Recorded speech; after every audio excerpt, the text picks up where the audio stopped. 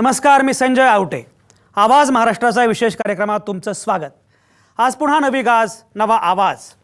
बऱ्याच दिवसांनी आपण भेटतो आहोत आणि आज ज्या पद्धतीचं वातावरण दिसतं आहे सगळीकडे, म्हणजे खरोखरच पाकिस्तानच्या विरोधामध्ये ज्या प्रकारची कृती केलेली आहे भारतानं, त्याचं अभिनंदन सगळेजण करतायत. म्हणजे कुठलाही राजकीय पक्ष असो, प्रत्येक राजकीय पक्ष जी भूमिका मांडतो आहे ती भूमिका केवळ भारत केंद्रबिंदू असणारी अशी भूमिका आहे.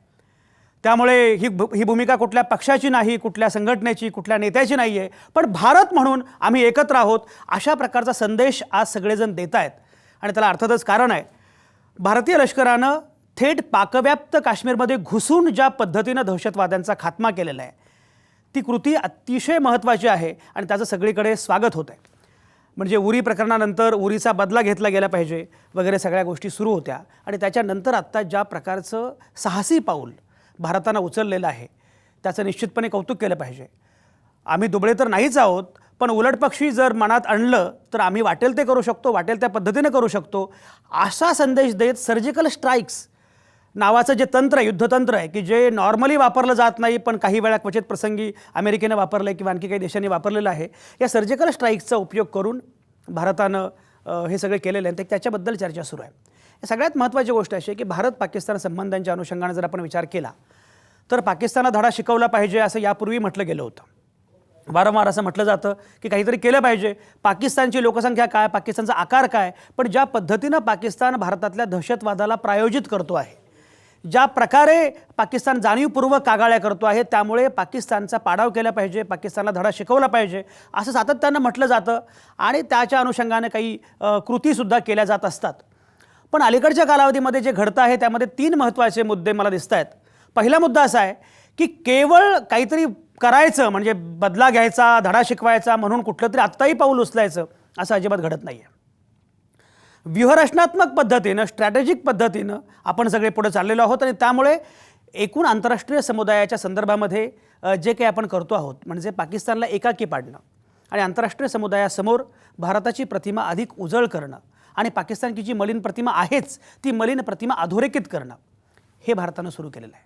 प्रश्न सिंधू पाणीवाटप कराराचा असेल, सार्कच्या अनुषंगानं तर जे घडलं ते अत्यंत महत्त्वाचं पाऊल होतं की सार्क परिषदेवर बहिष्कार घालण्याचा निर्णय भारतानं घेतला आणि आता अशी अवस्था आहे की बाकी सगळे देश, बरेचसे, भूतान आहे, बांगलादेश आहे, अफगाणिस्तान आहे, हे सगळे पुढे आले आणि त्याच्यामुळे आत्ता सार्क परिषद जवळपास होणारच नाही आहे अशा प्रकारे चित्र निर्माण झालेलं आहे.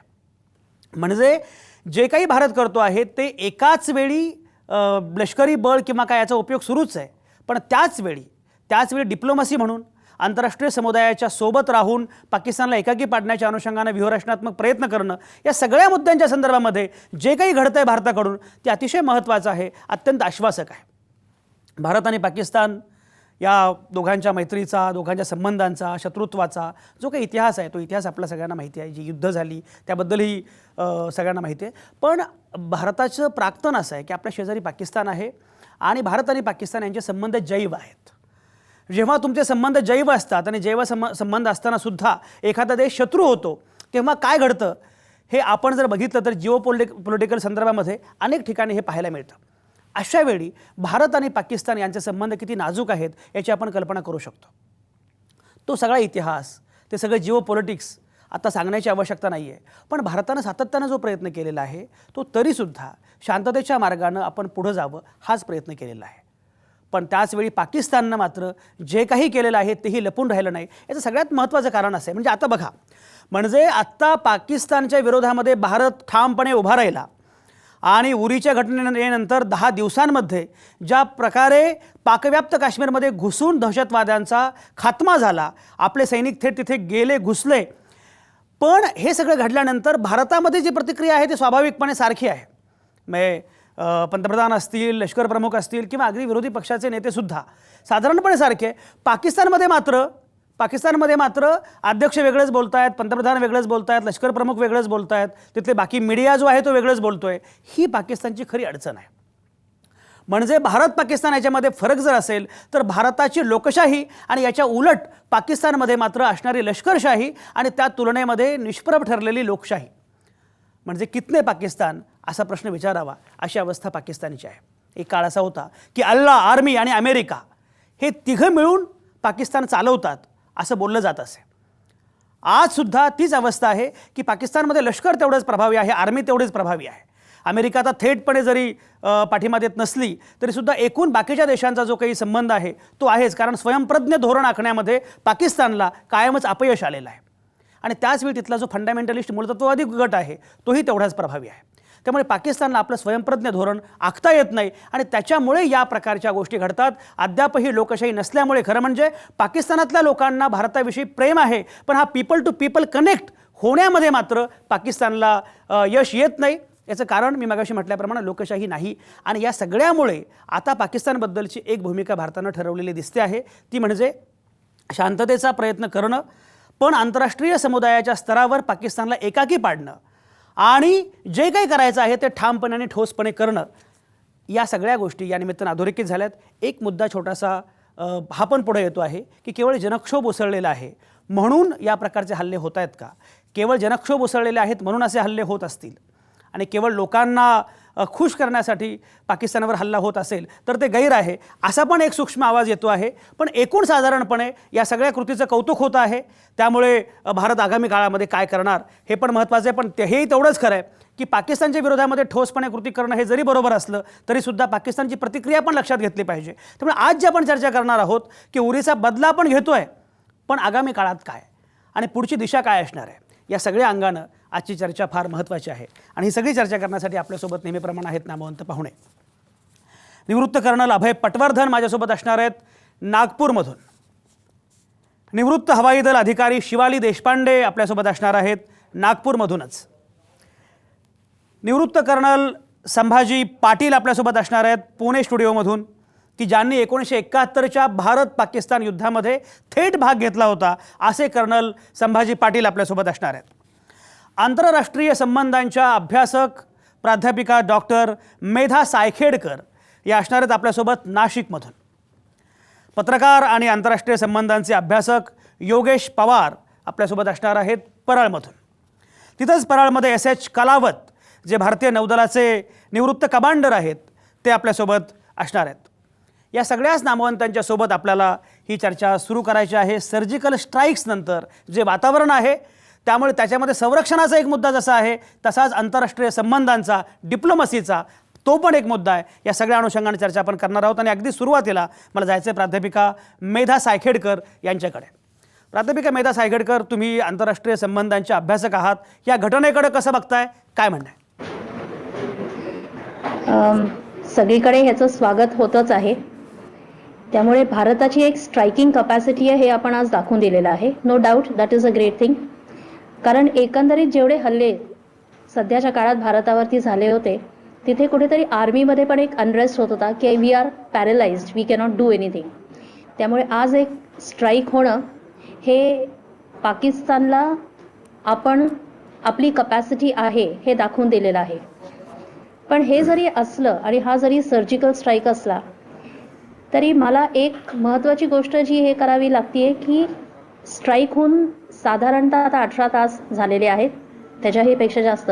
पण आंतरराष्ट्रीय समुदायाकडनं अजून प्रतिक्रिया जेवढ्या प्रमाणात यायला हव्या होत्या त्या येत नाही आहेत. तर थोडंसं ह्याच्याकडे आपल्याला कॉशियसली आता बघावं लागेल. कारण हा स्ट्राईक जरी आपल्यासाठी खूपच स्वागतार्ह असला, overall there is what you call it डेजावूचं फिलिंग आहे कंट्रीमध्ये की हे फार आधीच व्हायला हवं होतं. आपण पठाणकोट नंतर उरी ह्याच्याही आधी आपण बरेच वेळेला हे हल्ले घेतलेले आहेत. तर this should have been taken, the decision should have been taken before. पण हे जरी असलं तरी एक थोडंसं कॉशियसली ह्याच्या पुढे आपल्याला राहावं लागेल. कारण पाकिस्तान हे राज्य, हे स्टेट जे आहे, तर हे स्टेट आत्ता जरी थोडंसं डिनायलमध्ये असलं तरी इट इज समथिंग. ह्या स्टेटला आपल्याला थोडंसं काळजीपूर्वक ह्याच्याकडे आणि खूप कॉशियसली आणि केअरफुली आता ह्याच्याकडे आपल्याला बघावं लागणार आहे. कारण ह्याच्या पुढचे त्यांचे काय रिॲक्शन्स असतील त्याच्याकडे फार महत्त्वाचं लक्ष आपल्याला द्यावं लागणार आहे. मेधा सायगडकरांचा हा मुद्दा अतिशय महत्त्वाचा आहे की आत्ता या सगळ्याचं कौतुक जरी सुरू असलं तरी सुद्धा त्याचवेळी सावध पण राहावं लागणार आहे, कारण भारत पाकिस्तान संबंध नाजूक आहेत. ही सगळी चर्चा आपल्याला करायची आहे. योगेश पवारांकडे मला जायचं आहे की खरंच या संबंधांचं एकूण सूत्र काय असलं पाहिजे, आत्ता सावध असलं पाहिजे म्हणजे काय केलं पाहिजे. पण त्यापूर्वी शिवाली देशपांडेंकडे मला जायचं आहे, कारण मला सारखे मेसेज येत आहेत की सर्जिकल स्ट्राईक काय ते जर आम्हाला समजून घ्यायचं आहे असं मला प्रेक्षक वाचक विचारतायत. शिवाली, मला सांगा, सर्जिकल स्ट्राईक म्हणजे काय आणि भारतानं हा निर्णय आत्ताच का घेतला, काय वाटतं? सर्जिकल स्ट्राईक म्हणजे बेसिकली एक असतं की जसं डॉक्टर एखाद्या व्यक्तीवरती शस्त्रक्रिया करतो, म्हणजे तो नेमकी जिथे जखम झाली आहे किंवा नेमकी जिथे त्याला ती शस्त्रक्रिया करायची आहे फक्त तो तिथेच चिरा टाकतो. तर त्यामुळे ही जी सर्जिकल स्ट्राईक आहे ही पिन पॉइंट तिथे जाऊन हमला करायचं आणि लगेच परत यायचं, ह्याला आपण सर्जिकल स्ट्राईक म्हणतो. आणि हे जे सर्जिकल स्ट्राईक आहे हे आपण आत्ता जे घेतलं ते ह्याच्यासाठी आत्ता असं घेतलं की 11 दिवस झाले उरीचा हमल्यानंतर, आणि उरीला जो हमला झाला त्याच्यानंतर देशामध्ये सगळीकडे म्हणत होते की आपण काहीतरी रिटॅलिएटरी ऍक्शन घ्यायला हवं, आणि त्यामुळे ते लगेच घेणं हे बरोबर नव्हतं. काही वेळ जाऊ दिला आपण इंटेलिजन्सची माहिती काढली, इन्फॉर्मेशन काढली की कुठे आहेत आतंकवादी कॅम्प्स, कुठे आहेत, आणि त्याच्यानंतर आपण हे स्ट्राईक केलेलं आहे. तर हे जे स्ट्राईक केलेलं आहे हे आपण रात्री केलं आणि हा हमला अतिशय अचूक आणि अतिशय चोखपणे आपण केला. मला शिवाजी महाराजांच्या लाल किल्ल्यावरच्या हमल्याची आठवण येते. अगदी तसा जो हमला होता, बिलकुल शॉक क्रिएट केला तिथे आणि तिथल्या आतंकवाद्यांना ह्यांनी मारलं. त्यामुळे हा जो हमला होता हा खूप उत्तम होता. शिवालींचा मुद्दा महत्त्वाचा आहे. ज्या प्रकारचं वातावरण देशात तयार झालं आहे तेही आपण बघतो आहोत. योगेश पवार, म्हणजे सर्जिकल स्ट्राईकचं कौतुक केलं पाहिजे, आपल्या लष्कराचं कौतुक केलं पाहिजे, आपल्या व्यूहरचनेचं कौतुक केलं पाहिजे, पंतप्रधान नरेंद्र मोदी यांचं अभिनंदन केलं पाहिजे, सगळेजण ते करतात, त्याच्यामध्ये काही शंकाच नाही. पण योगेश पवार, या निमित्तानं जो एक युद्धज्वर देशामध्ये निर्माण झालेला आहे, तो युद्धज्वर निर्माण होणं हे एक पत्रकार म्हणून, अभ्यासक म्हणून तुम्हाला किती महत्त्वाचं वाटतं आणि त्याच्याबद्दल किती बोलणं आवश्यक वाटतं?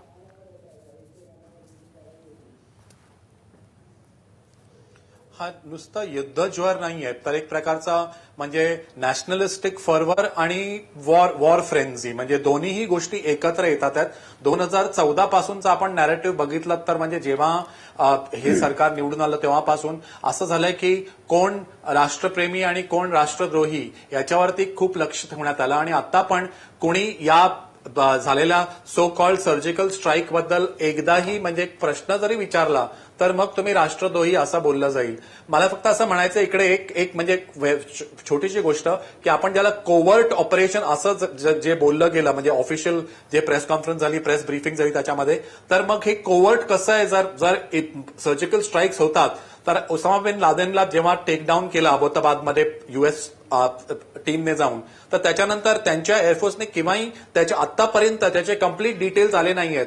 तर आपल्याला एक म्हणजे एका फिल्मद्वारे कदाचित त्याचे डिटेल्स थोडेसे बाहेर आले असतील, पण अजूनही कधी अमेरिकन फोर्सेसने त्याच्याबद्दल, पेंटेगनने किंवा व्हाईट हाऊसने कोणीही त्याच्याबद्दल डिटेलमध्ये सांगितलं नाही. एवढंच नाही तर एडवर्ड स्नोडन सारख्या माणसाने त्याच्याबद्दल काही माहिती बाहेर काढली तर त्याला ते देश सोडून जावं लागलंय. तर याचा अर्थ अशा पद्धतीची माहिती ही स्ट्रॅटेजिकली खूप इम्पॉर्टंट असते की आपण जेवढं होऊ शकतं तेवढं सिक्रेसी ठेवावी, म्हणजे जेणेकरून आपला जो याच्यानंतरचा होणारा सर्जिकल स्ट्राईक आहे त्याच्यामध्ये आपल्याला ते ऍडव्हान्टेज तसंच ठेवता येईल. पण तसं झालेलं दिसत नाहीये. इथे एक प्रकारे पोस्चरिंग आणि आपण म्हणजे किती मसल्स दाखवू शकतो पाकिस्तानला आणि इंटरनॅशनल कम्युनिटीला, आणि त्याच्याही पेक्षा जास्त आजचा जो पूर्ण म्हणजे एक्सरसाइज आहे तो मला असं वाटतं डोमेस्टिक ऑडियन्सकडे दाखवणारा जास्त आहे. तुम्ही एक प्रकारे लोकांना दाखवू इच्छिता, कारण आतापर्यंत ट्विटरवरती आणि सोशल मीडियावरती या सरकारला खूप हिणावलं गेलं आणि यांनी 56 इंच की छाती, हम पाकिस्तान को देख लेंगे, पाकिस्तान की हिम्मत नहीं होगी, हे त्यांचेच शब्द त्यांना परत एकदा म्हणजे त्याच्यामध्ये ट्रॅप होत होते ते, आणि त्याला कुठेतरी बंदी आणण्यासाठी हे स्ट्राईक त्यांना जास्त मॅग्निफाय करून दाखवायचं होतं. मला असं वाटत नाही की हा पहिला स्ट्राईक आहे आणि हा शेवटचा स्ट्राईक असणार. असे खूपसे स्ट्राईक्स होतील, पण याचा अर्थ असा नाहीये की we start playing a drum about it. त्याच्याबद्दल आपण म्हणजे सगळीकडे असं म्हणजे एकदम ढोल बडवत फिरणं हे मला वाटतं कुठेतरी आपल्यासारख्या मोठ्या देशाला हे शोभा देत नाही. आपण इफ पाकिस्तानचा प्रॉब्लेम आहे तर आपण त्याला त्याच्या लेवललाच हँडल केलं पाहिजे. मला वाटतं सुषमा स्वराजने खूप चांगला त्या दिवशी एक्झाम्पल दिला. UNGA मध्ये भाषण देत असताना त्यांनी पाकिस्तानला फक्त शेवटचे काही मिनिटं दिली, बाकी पूर्ण गोष्टींवरती सुद्धा त्यांनी लक्ष दिलेलं. तर India needs to be a mature grown up democracy. आपण खूप मोठे देश आहोत पाकिस्तानच्या मानाने, आणि आपल्याला एक प्रकारे असं स्वतःला आपण पोस्टर करतो की economic super power in the waiting. तर आपण त्या लेवलला गेलं पाहिजे आणि त्या पद्धतीची मॅच्युरिटी दाखवली पाहिजे अशा गोष्टींना हँडल करताना सुद्धा, असं मला वाटतं. योगेश पवार, फार महत्त्वाचे आणि अतिशय तुमची परिपक्व अशी प्रतिक्रिया आहे. SH कलावत आपल्यासोबत आहेत, ते निवृत्त कमांडर आहेत. SH कलावत, मुळामध्ये अशा प्रकारचा लष्करी हल्ला होणं ही मोठी गोष्ट आहे आणि त्यासाठी भारतीय लष्कराचं पंतप्रधानांचं वगैरे अभिनंदन केलं पाहिजे, याच्यामध्ये काही शंकाच नाही. पण जो उल्लेख आता होतोय की याचे आपण जे ढोल वाजवत आहोत, कारण अशा प्रकारच्या लष्करी कारवाई, अशा प्रकारच्या लष्करी कृती या त्यावेळी कराव्या लागत असतात. भारतानं पाकिस्तानच्या विरोधामध्ये यापूर्वी पण अशा काही कृती केलेल्या आहेत. 1971चं युद्ध आणि हे सगळं आपण बघितलं आहे. पण अशावेळी आत्ता ज्या प्रकारे त्याचं काहीतरी राजकीयकरण केलं जातं आहे, ज्या प्रकारे ढोल वाजवले जात आहेत, याच्यातून काहीतरी चुकीचा संदेश जाईल आणि हे भारतासारख्या मोठ्या देशासाठी घातक आहे, असं योगेश पवार म्हणतायत. SH कलावत, काय म्हणताय?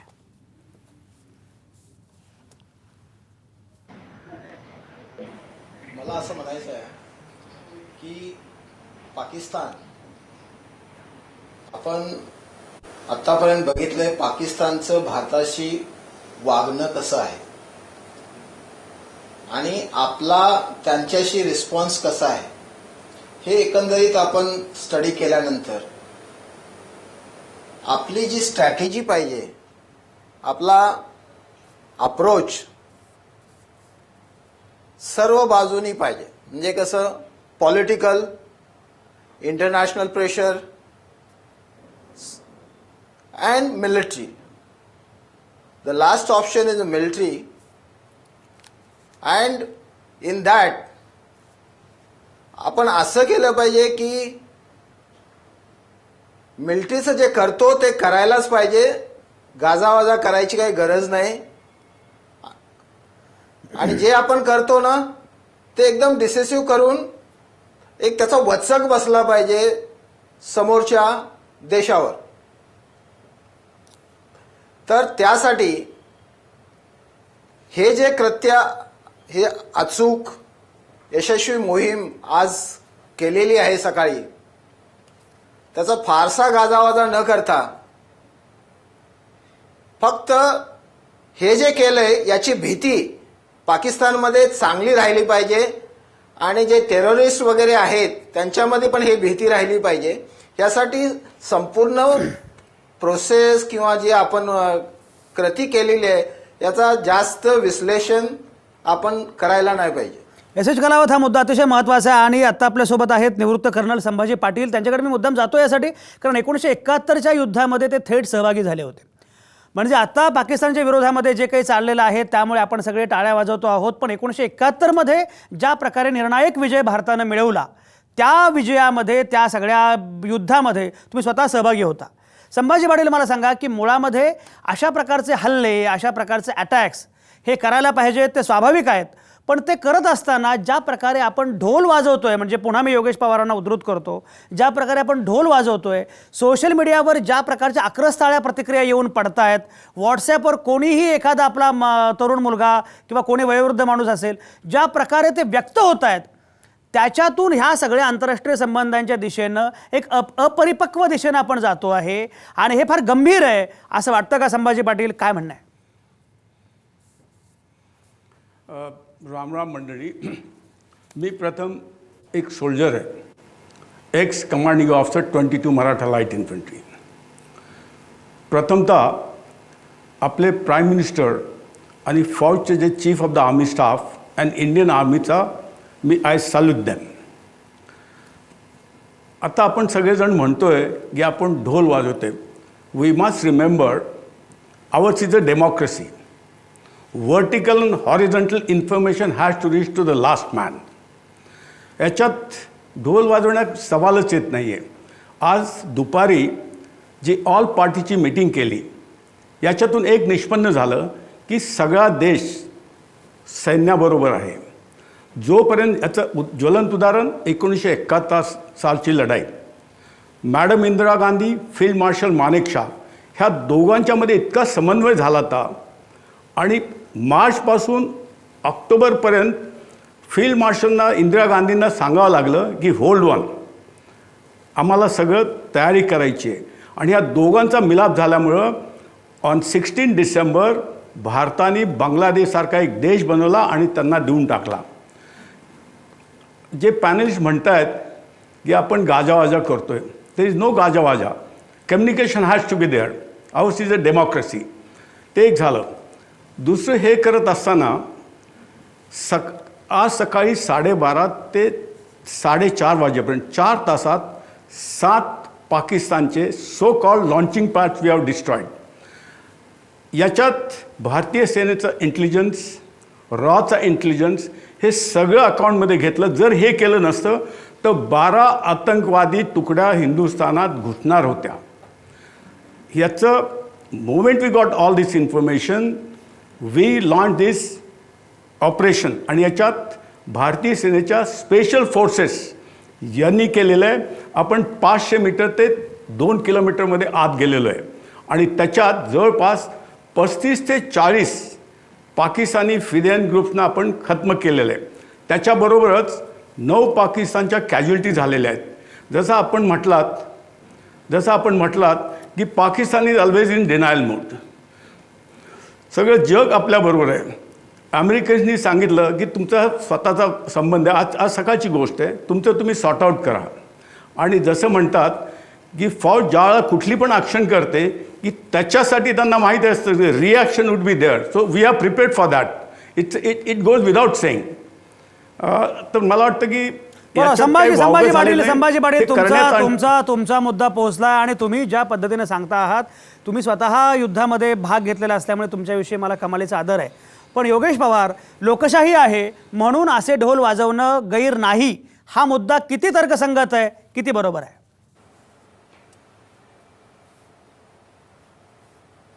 नाही, मला असं म्हणायचं आहे की तुम्ही एक सर्जिकल स्ट्राईक केला हे चुकीचं आहे, मी असं बिलकुल म्हणत नाहीये.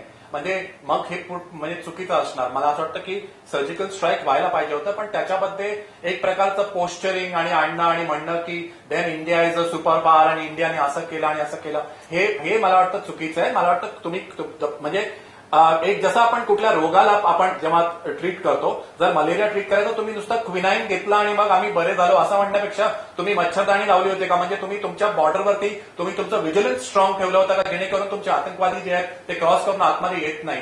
आणि दुसरी गोष्ट, त्याच्याही पलीकडे जाऊन पाणी साचत नाही का बाहेर आणि म्हणजे त्याच्यामुळे डास तयारच होत नाही. म्हणजे याचा अर्थ असं की तुम्ही पीपल टू पीपल कॉन्टॅक्ट वाढवून अशा पद्धतीची मैत्री वाढवली पाहिजे की जेणेकरून त्यांची लोक त्यांच्या लोकांना म्हणजे गव्हर्नमेंटवरती, आर्मीवरती प्रेशर आणू शकतील, जेणेकरून हे अशा पद्धतीचे अँटी इंडिया ऍक्टिव्हिटीज तिकडे कमी होतील. हे सगळं एकत्र झालं पाहिजे. तुम्ही फक्त म्हणजे क्युरेटिव्ह वरती तुमचं लक्ष आहे, प्रिव्हेंटिव्ह आणि प्रमोटिव्ह कुठे आहे तुमचं? आणि हे मला वाटतं कुठेतरी चुकतंय आपल्या स्ट्रॅटेजीमध्ये. आपण एकाच पद्धतीने असं लक्ष देऊ इच्छितो. आणि मला पटकन एक मुद्दा अजून एक सांगायचा असा आहे की आपण ज्या पद्धतीने जेव्हा युद्धाबद्दल बोलायला लागतो तेव्हा तुम्ही आज बघितलं तर स्टॉक मार्केटमध्ये जे टॉप म्हणजे आर्म्स मॅन्युफॅक्चरर्स आहेत त्यांचे स्टॉक्स इमिडिएटली इंडिया आणि पाकिस्तानमधले टेन्शन्समुळे आज शेअर मार्केटमध्ये त्यांचे स्टॉक्स जे ते इमिडिएटली वरती गेलेले आहेत. आणि हळूहळू आपल्या भारतातले सुद्धा टॉप कॉर्पोरेट जगतातले जे लोक आहेत ते आर्म्स मॅन्युफॅक्चरिंग मध्ये येतात. तेव्हा आपण बघू की अशा पद्धतीचे युद्धाचं वातावरण आहे ते परत अगदी योगेश मला बरोबर आहे. योगेश मला आता ब्रेक घ्यायचा आहे. बरोबर आहे योगेश पवार. येस योगेश पवार, मला आता ब्रेक घ्यायचा. एस एच कलावतांना काहीतरी बोलायचं कारण संभाजी पाटलांनाही बोलायचं आहे. पण आपण ही चर्चा केलीच पाहिजे की सगळं लष्कराचं आणि सगळ्यांचं अभिनंदन करत असताना कारगिलच्या निमित्तानं पण आपण बघितलेलं आहे, आताही बघतो आहोत की या निमित्तानं एक युद्धज्वर किंवा या निमित्तानं या प्रकारचं प्रखर राष्ट्रवादी वातावरण हे निर्माण होणं हे फार चांगलं आहे, आश्वासक आहे असं नाही. त्यामुळे हे सगळे हल्ले होत असताना या प्रकारे भारतीय लष्कर अगदी जीवाची बाजी लावत असताना त्यांचं अभिनंदन केलंच पाहिजे. पण ते अभिनंदन करत असताना आपली प्रतिक्रिया काय असेल याचा मात्र विचार गांभीर्याने केला पाहिजे. ही सगळी चर्चा आपण करत आहोत, तुम्ही कुठेच जाऊ नका. आता या क्षणी मी घेतोय एक छोटासा ब्रेक.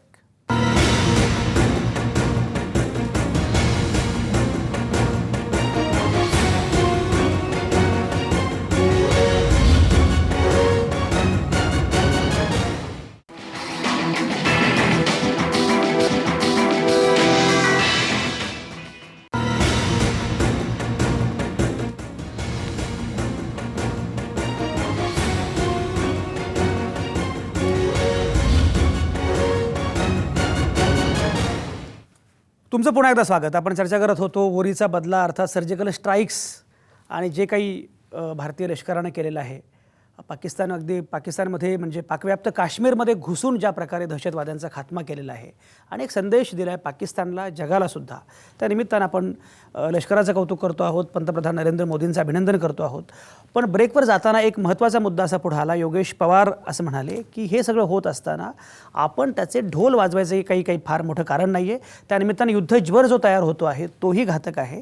जेव्हा अशा प्रकारे काही कृती होत असतात तेव्हा त्याचं कौतुक अभिनंदन करणं वेगळं, पण त्यानिमित्तानं पोझिशन घेणं, पोश्चरिंग करणं आणि त्याचा राजकीय फायदा घेतला जाणं, एखाद्या व्यक्तीचं त्यानिमित्तानं फार वलय वाढवणं हे काही फार बरोबर नाही असं योगेश पवार मांडत होते. आणि योगेश पवार बोलत असताना एस कलावतांना काहीतरी बोलायचं होतं. एस कलावत काय म्हणणं आहे?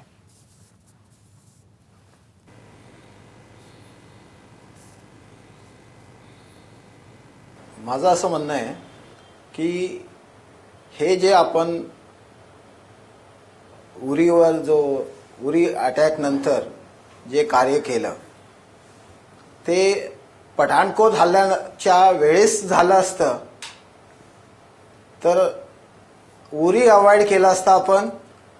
आणि हे काश्मीरमध्ये जे आतंकवादी स्टोन थ्रोईंगचं जे हल्ले आहेत ते सुद्धा बरेचसे त्याचवेळी कमी झाले असते. तर आपण बऱ्याचशाच काश्मीरी जनतेचे विचार करून आणि पाकिस्तान ज्या तऱ्हेनं आपल्याशी वागतंय याचा विचार करून आपण आपलं कार्य करायचं. जग काय बोलतंय याच्यावर मला नाही वाटत की आपण जास्त लक्ष देऊ किंवा आपले प्रॉब्लेम दुसरे देश सोडवतील असं आपण कधीच अपेक्षा करत बसलो नाही. आपण करायचं right action at right time and do it without any beating the drum. एस कलावत बरोबर आहे. आपण काय करायचं ते आपणच ठरवणार आहोत. त्यासाठी काही जगानं हे करायची गरज नाही. आपलं स्वयंप्रज्ञ धोरण आहे आणि ते भारतानं सातत्यानं सिद्ध केलं आहे. मुद्दा तो नाहीच आहे. पण योगेश पवारांचा जो मुद्दा आहे त्याच्या अनुषंगाने कर्नल संभाजी पाटील काहीतरी बोलू इच्छित आहेत. ढोल वाजवतो आहोत आपण आणि लोकशाही आहे म्हणजे ढोल वाजवायला परवानगी आहे अशा प्रकारे मगाशी संभाजी पाटील तुम्ही म्हटल्यानंतर योगेश पवार असं म्हणाले की या कृतीचं मी समर्थन करतो किंवा त्याला विरोध करत नाही. सर्जिकल अटॅक्स वगैरे लष्कराची आपली कृती आहे, आपला निर्णय आहे, ते करायला पाहिजे. पण त्या निमित्तानं देशभर जे काही माहोल आपण बरं त्यातही काय सोशल मीडिया आहे. सोशल मीडिया नसता तर कदाचित याची फार एवढी चर्चा झाली नसती. सोशल मीडियावर ज्या पद्धतीनं 56 इंची छाती आणि हे सगळं सुरू आहे ते काही आपल्यासारख्या मोठ्या देशाला फार बरोबर आहे अशातला भाग नाही अशी भूमिका योगेश पवार मांडत होते. संभाजी पाटील काय म्हणणं आहे? प्रथमतः 1990 सालापासून पाकिस्तानचे फिदाईन हमले कितीतरी आपल्या देशावरती झाले. मागच्या 24 तासात 3 हमले झाले. 1999 2001 साली पार्लमेंटवरती हमला केला. 26/11 झालं, पठाणकोट झालं आणि आता उरी झालेली आहे. प्रत्येक भारतीयाच्या मनात असं एक आहे की आपला देश इतका अखंडप्राय देश आहे. We got 3rd largest and best army. आपण यांना जवाब का देत नाही? साहजिक आहे. सर्व भारतीयांची मानसिकता आहे की आपण पाकिस्तानला सहन का करू शकतो. पाकिस्तान आपलं ऐकायला तयार नाही आहे. Pakistan is 1/5 of India. पाकिस्तानचं फक्त एकच पालुपद आहे की आमच्याकडे 110 न्यूक्लिअर वेपन्स आहेत. भारताकडे सुद्धा 100 न्यूक्लिअर वेपन्स आहेत. हे सगळं लक्षात घेतलं, पठाणकोट झाला, पार्लमेंटवरती हल्ला झाला, आपण का ॲक्शन नाही घेतली? त्यामुळं सगळा देश असा एकवटलेला आहे आणि त्यांना वाटतं की Pakistan should be given a rap. आणि ते आपण काल सर्जिकल ऑपरेशन करून जगाला दाखवून दिलेलं आहे, पाकिस्तानला दाखवून दिलेलं आहे. म्हणून मला वाटतं की सगळ्या देशात एक असं चैतन्य आलेलं आहे. आपण जरा युद्धाचा ज्वर वगैरे म्हणणं ठीक नाही आहे. This is very small little operation. आपल्याला असं खूप ऑपरेशन करावं लागतील. अक्रॉस द बॉर्डर 43 फदायन हमलेचे लॉन्चिंग पॅड्स आहेत. आपण फक्त आता 6 डिस्ट्रॉय केलेले आहेत आणि 30-35 फिदायन हमले हे केलेले आहेत. पाकिस्तानात आजच्या मितीला 3,000 ते 4,000 फिदायन हमले करणारे तरुण तयार आहेत. आर्मीला, पाकिस्तान आर्मीला त्यांच्याशी काही देणं घेणं नाही. जा तुम्ही, गेट किल्ड, ओके. ते टोटल डिनायल करतात. आता उरीमध्ये जो हमला झाला त्याच्यात GPS सापडलेला आहे. त्यांचे वेपन सापडलेले आहेत, ॲम्युनिशन सापडले, त्याच्यावरती मार्किंग आहे, हे सगळं असताना सुद्धा ते नाही म्हणतात. तर मला वाटतं आहे की मी फार प्रांजळपणे पवारांना सांगू इच्छितो आहे की तिथं ढोल वाजवण्याचा सवाल येत नाही. देशाला एक असं चैतन्य आलेलं आहे की आपण काहीतरी केलं. इतका मार खाल्ल्यानंतर आपण त्यांना एक थप्पड लगावलेली आहे. That is what I want to submit. Yogesh Pawar, मला सांगा की देशामध्ये जे चैतन्य आलेलं आहे, भारत माता की जय, अशा प्रकारचा एक माहोल तयार झालेला आहे, त्यामुळे या सगळ्या वातावरणाकडे योगेश पवार तुम्ही कसं बघताय?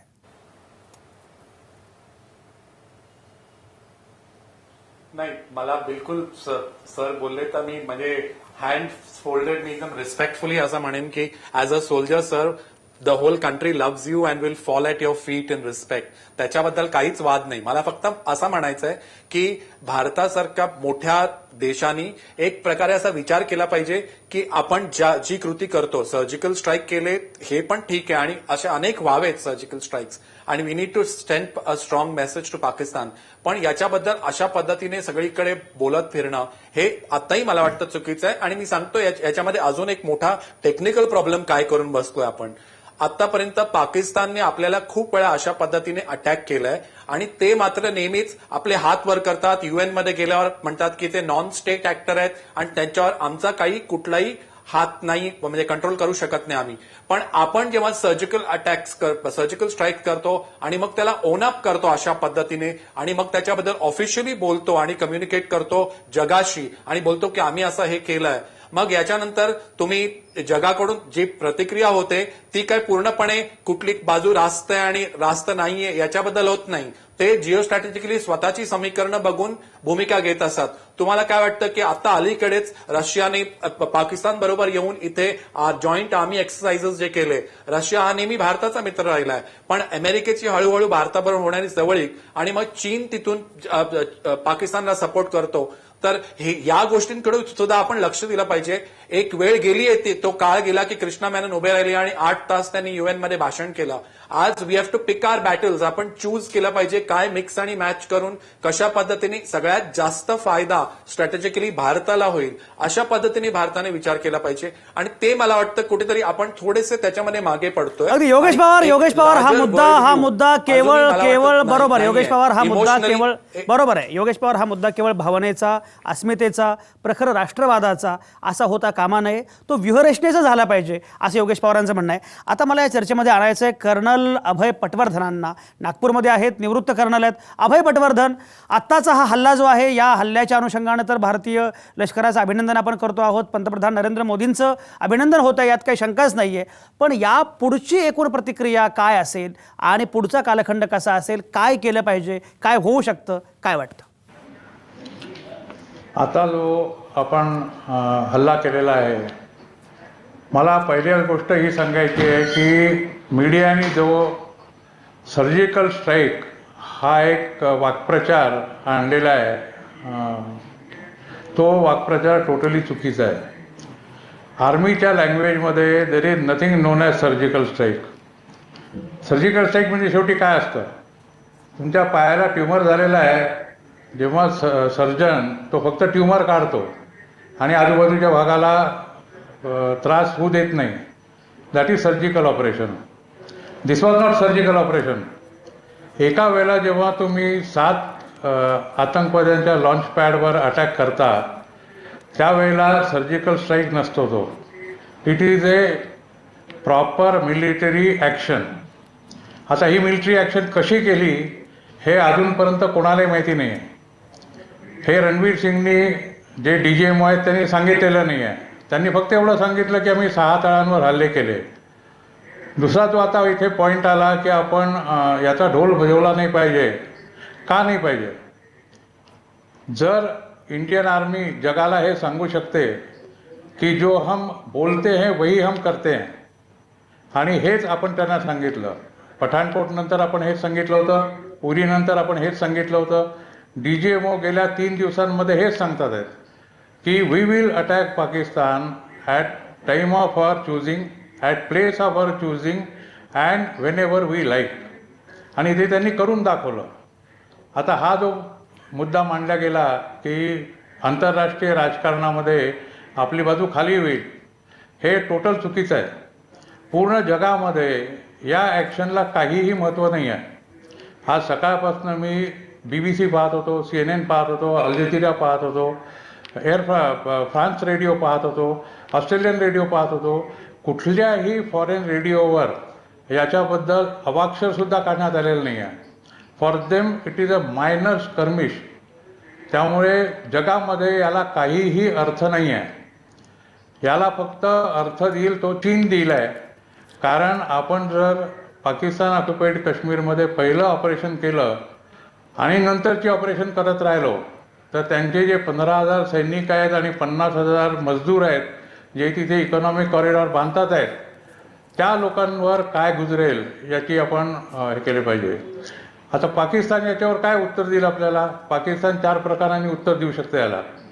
पहिला गोष्ट आहे की आपल्या सगळ्या तळांवर लॉंग रेंज आर्टिलरीचे फायर करतील. हा पहिला पर्याय झाला. दुसरा पर्याय झाला की जसं आपण कमांडो ऑपरेशन केलं तसं ते कमांडो ऑपरेशन करून आपल्या सरहद पार करून आपल्याकडे येतील, आपल्या तळांवर हल्ले करतील. तिसरं ऑपरेशन आहे की ते हेलिबॉर्न ऑपरेशन करतील. चौथा पर्याय हा आहे की ते एअर स्ट्राईक करतील. आणि पाचवा आणि सगळ्यात मोठा पर्याय हा आहे की काश्मीरमध्ये किंवा इतर भारतामध्ये त्यांचे जे स्लीपर सेल्स आहेत त्याच्यातर्फे ते हल्ला करून तहलका मचवतील. आता पहिला जर त्यांनी पर्याय निवडला आर्टिलरी फायरचा तर त्या फायरला उत्तर देण्याकरता आपल्यापाशी जबरदस्त आर्टिलरी फायर पॉवर आहे. 2012मध्ये आपण हे सिद्ध केलं होतं, 2014मध्ये आपण हे सिद्ध केलं होतं. आणि 1 वर्षापूर्वी जेव्हा मोदींनी सांगितलं होतं की तुम्ही पाकिस्तान आर्मीला योग्य ते उत्तर द्या, त्यावेळेला आपण हे सिद्ध केलं होतं. दुसरा जो आहे की हेलिबॉर्न ऑपरेशन किंवा एअर ऑपरेशन हे होऊ शकणार नाही, कारण आपल्या अँटी एअर डिफेन्स सिस्टीम इतक्या स्ट्रॉंग आहेत की त्यांचं कुठलंही विमान आपण पाडू शकतो. तिसरा जो आहे की ते पार करून सरहद पार करून आपल्याकडे येऊन ऑपरेशन करतील. तसं होणार नाही. आणि जरी झालं तरी आपल्याला त्याचा काही हानी पोचणार नाही, कारण we are at a state of very high alert. त्यामुळे तोही प्रश्न होणार नाही. त्यामुळे शेवटला पर्याय पाकिस्तानवरती उभा राहतो तो म्हणजे जैश ए मोहम्मद आणि LTTला साथीला धरून आणि इकडे सिमी आणि इंडियन मुजाहिदीन आणि काही प्रमाणामध्ये नक्षल लोकांना हातात घेऊन इंडियन सिक्युरिटी फोर्सेसच्या अगेन्स्टमध्ये उठाव करायचा आणि आपल्याला योग्य ते उत्तर द्यायचं. हेच जर ते उत्तर देऊ शकले तर ते देतील, अन्यथा त्यांच्यामध्ये कुठलीही ताकद नाही आहे. आणि आपण जे करतो आहोत ते चांगलं केलेलं आहे आणि याचा आंतरराष्ट्रीय राजकारणावर काही परिणाम बरं. कर्नल अभय पटवर्धन, तुमची भूमिका पोहोचली, तुमचे मुद्दे पोहोचले. मुद्दा मी तुम्हाला जास्त वेळ दिला कारण तुम्ही उशिरा आलात, त्यामुळे विस्तारानं तुम्हाला बोलता यावं. तुम्ही सविस्तरपणे सांगितलं आहे की या सगळ्याचे पडसाद काय उमटणार आहेत. मेधा सायखेडकर, आंतरराष्ट्रीय राजकारणाच्या अभ्यासक म्हणून मला सांगा की अशा घटनांमुळे देशामध्ये चैतन्य उसळणं, चैतन्याची लहर, भारत माता की जय, हे सगळं छान आहे, हे चांगलं आहे, भारताची प्रतिमा त्यामुळे उजळेल किंवा भारतीय लष्कर काय करू शकतं ते सगळं कळेल, हे बरोबर आहे. पण हे सगळं होत असताना त्यामुळे आंतरराष्ट्रीय राजकारणाच्या अनुषंगानं नक्की काय परिणाम होणार आहेत, कुठली सावधगिरी आपण बाळगली पाहिजे? हा जो जल्लोष आहे हा खरं तर ज्याला आपण म्हणतो लेमेन्स जल्लोष आहे. म्हणजे अंतर्गत हा फक्त भारतामध्ये आहे. त्यामुळे आपण ज्याला म्हणतो की एक ॲक्शन झाली की त्याला एक रिॲक्शन आपल्याला एक्सपेक्टेड असते, हे नॉर्मल रिस्पॉन्सेस म्हणून हा सगळा जल्लोष आहे. पण माझ्या दृष्टीने सगळ्यात महत्त्वाचं जे आहे तर ते म्हणजे आता अंतर्गत सुरक्षेचा प्रश्न, जिथे आपण खूप सतर्कता आता बाळगली पाहिजे.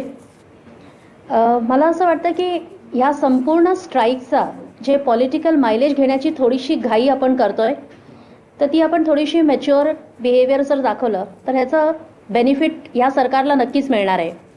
पण हे जे हा स्ट्राईक आहे किंवा ह्याच्या पुढची कोणतीही कार्यवाही जी आपण पाकिस्तानवर करू तर ती फार matter of fact, as a matter of business झाली पाहिजे. म्हणजे ती आम्ही कोणती रिॲक्शन आहे किंवा आम्हाला जगाला दाखवायचं आहे किंवा आम्ही हे आहोत म्हणून असं केलं तर पाकिस्तान हा देश हा भयंकर रिॲक्टिव्ह आहे आणि हा कायम ऑफेन्सिव्हवरती जाणारा देश आहे. त्यामुळे अशा देशांशी किंवा अशा लोकांशी आपल्याला स्ट्रॅटेजी ही थोडीशी बदलून वागावी लागते. So we mean business, we are going to protect our territory, we are going to take all the right steps. हे जरी असलं तरी हे फार ज्याला आपण म्हणतो कन्सिस्टंट पॉलिसी म्हणून आपण हे पाळलं तर मेधा ह्याचा जो सायगडकर, फायदा- तुमचा मुद्दा पोहोचला. माझा वेळ संपत आलाय किंवा संपलाच आहे रादर. पण 30 सेकंदांमध्ये मला दोघांकडे जायचं आहे. कर्नल संभाजी पाटील, मला सांगा की आता तुम्ही 1971च्या युद्धामध्ये थेट भाग घेतलेला आहे. आता त्याच पद्धतीचं वातावरण आहे, त्यामुळे भारत पाकिस्तान युद्ध होऊ शकतं असं वाटतं का? त्या टप्प्यापर्यंत आपण आलोय असं वाटतं का? प्रथमतः जसं मागाशी कुठल्या तरी पॅनेल्सनी सांगितलेलं आहे की युद्ध ज्वर वगैरे वगैरे ठीक आहे, फक्त चैतन्य देशात आलेलं आहे आणि हे छोटीशी गोष्ट, याच्यातून युद्ध होण्याचे चान्सेस आर व्हेरी ब्लिक.